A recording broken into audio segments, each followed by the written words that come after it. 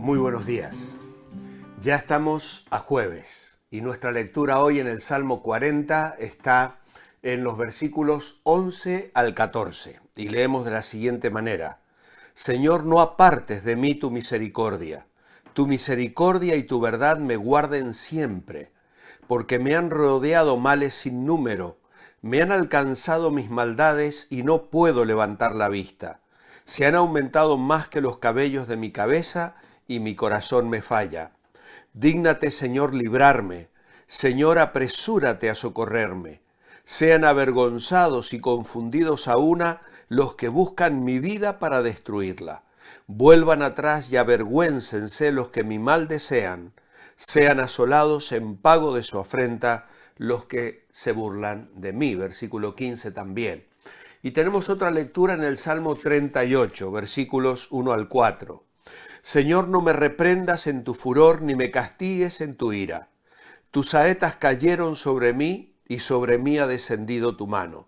Nada hay sano en mi carne a causa de tu ira, ni hay paz en mis huesos a causa de mi pecado, porque mis maldades se acumulan sobre mi cabeza, como carga pesada me abruma. Ya hemos dicho que el Salmo 40 es un salmo que consideramos mesiánico. Y hemos intentado el domingo mirar en cada una de sus estrofas reflejada la persona de nuestro amado Señor y Salvador Jesucristo. Sí es cierto que en el Nuevo Testamento estos versículos de hoy no se aplican directamente al Señor Jesús, sí lo hacen los versículos anteriores, el 9 y el 10 que se citan en Hebreos, capítulo 10. Entendemos por el contexto que podemos pensar en la expresión del Señor hablando en la agonía de su alma, allí cuando estaba sufriendo por nuestros pecados y clamando desde la cruz del Calvario: Dios mío, ¿por qué me has abandonado?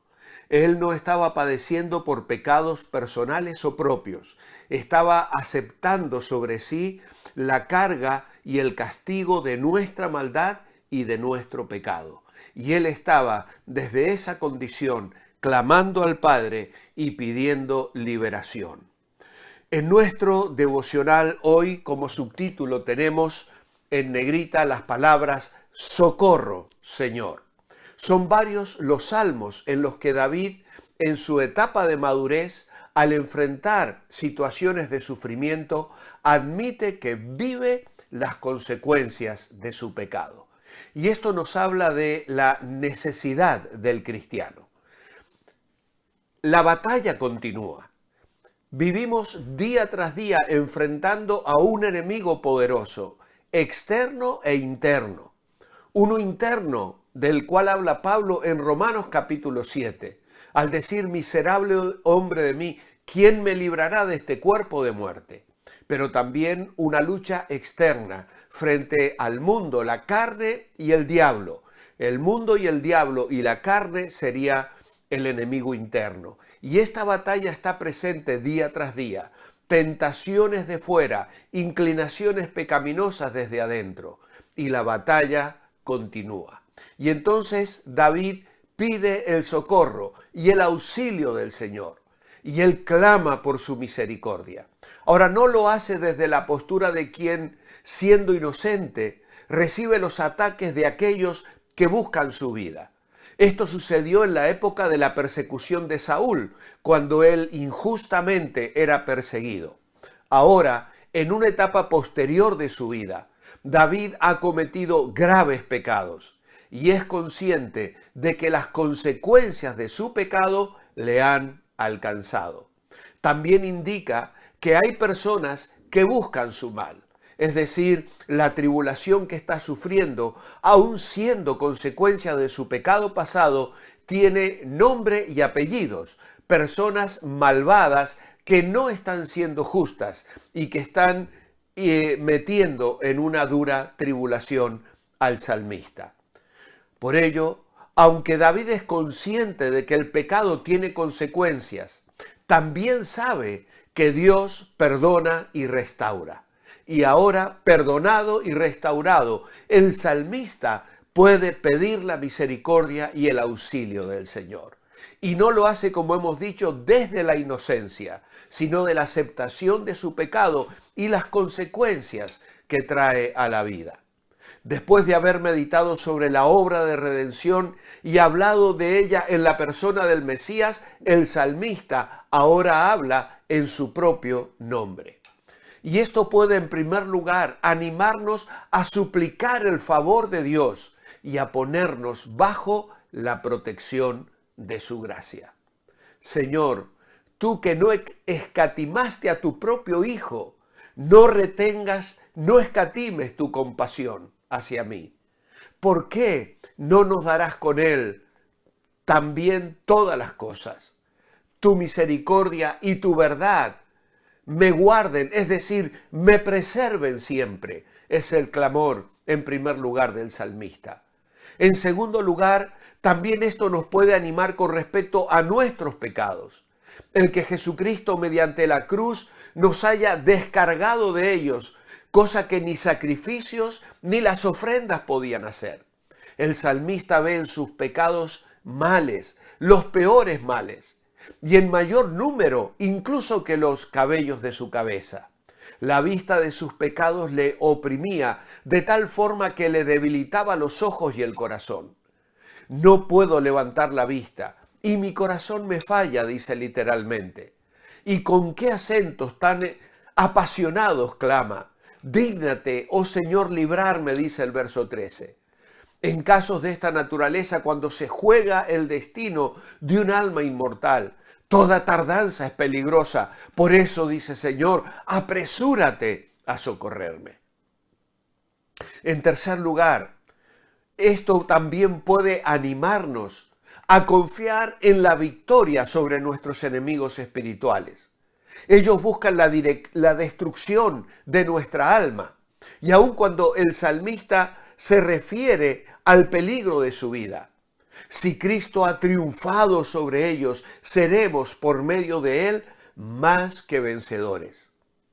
Con esta fe podemos orar como David con humilde osadía. Sean avergonzados y confundidos a una. Vuelvan las espaldas y avergüéncense, dice el verso 14. Queden consternados en pago de su afrenta. Cuando un hijo de Dios es llevado hasta el borde mismo del pozo, Satanás grita, ¡ja, ja, ja!, y piensa que ya ha ganado la partida, pero queda consternado cuando ve un tizón arrebatado del incendio, como dice Zacarías capítulo 3 y versículo 2. Y dijo el Señor a Satanás, el Señor te reprenda, oh Satanás, el Señor que ha escogido a Jerusalén te reprenda. ¿No es este un tizón arrebatado del incendio? Qué hermoso es pensar que nuestro pecado ha sido perdonado por el Señor Jesús en la cruz y que en nuestro caso también hemos sido rescatados de las consecuencias eternas que el pecado trae a la vida de las personas. Las traía a nuestra vida, pero el Señor las llevó en la cruz. ¿Hay algún pecado en tu pasado que sigue suponiendo una carga para tu alma? ¿Has algún pecado en tu vida cristiana que aún hoy está oprimiéndote, quitándote la libertad y sumiéndote en la desesperación, en la tristeza, en el abatimiento, haciéndote sentir al Señor lejano y que hay como un muro de separación, de modo que sientes que tu oración no pasa más allá del techo? Confiesa tu pecado y apártate de él. Reconócelo en este momento delante del Señor. No tienes por qué vivir la experiencia del salmista en el Salmo 32. Mientras callé, se envejecieron mis huesos en mi gemir todo el día. Se agravó sobre mí tu mano, se volvió mi verdor en sequedades de verano. Y esa es la experiencia del creyente que se siente no perdonado, abatido, presionado por Satanás, que se burla, que se ríe y que disfruta viendo a un hijo de Dios, el cual ya no le pertenece, pero que vive en derrota, en esclavitud espiritual, en frustración. ¿Por qué? porque no hace uso de su abogado defensor. Primera de Juan 1 dice, y capítulo 2, que tenemos abogado para con el Padre, a Jesucristo el justo. Querido hermano, hermana, si estás hoy agobiado por el pecado, confiesa, preséntate delante de Dios, clama a Él y recibirás la restauración, el perdón, la sangre de Cristo que borró nuestros pecados pasados y que borra nuestros pecados futuros, borra también nuestros pecados presentes y nos abre un camino nuevo y vivo para en libertad y en victoria poder relacionarnos con el Señor y recibir la bendición de su gracia abundante. Pide al Señor su perdón, su restauración, su ayuda y su misericordia. Que como decíamos ayer, la misericordia de Dios es la bondad de Dios derramada, ejercida sobre el pecador, que le levanta y le lleva en la dirección correcta. La misericordia de Dios no simplemente es para perdonar nuestro pasado y dejarnos solos arreglándonos con nuestra situación presente. No, la misericordia de Dios quiere llevarte por un camino de bendición, de victoria espiritual para gloria del Señor. Podrás aplicar hoy esta enseñanza a tu vida. Darás gracias al Señor por el perdón de tus pecados y comenzarás hoy a vivir en victoria. Si es tu experiencia, házmelo saber. Mándame un WhatsApp, un correo electrónico. Cuéntame cómo Dios te ha bendecido, cómo Dios te ha llevado a la victoria. Y vas a compartir, como decíamos estos días también, el gozo de dar testimonio de la obra de Dios en tu experiencia personal. Mi oración escrita esta mañana es: amado Padre, gracias por tu perdón y restauración. La batalla continúa y en ella recibimos heridas, experimentamos tropiezos y caídas y el enemigo a veces parece triunfar. Pero tú eres bueno y fiel y nos socorres para sacarnos nuevamente del pozo y colocarnos sobre la roca. Allí dejamos de lamentar y nuestro fracaso, nuestro lamento, se convierte en canción, en un nuevo cántico para alabarte y bendecirte. Hazlo hoy, Señor, en mi vida y en nuestras vidas, para gloria de tu nombre. Que así sea. Amén. Os espero mañana viernes para cerrar ya esta semana con el Salmo 40, del pozo a la roca, del lamento a la canción. Mientras ese momento llega, manteneos bendecibles.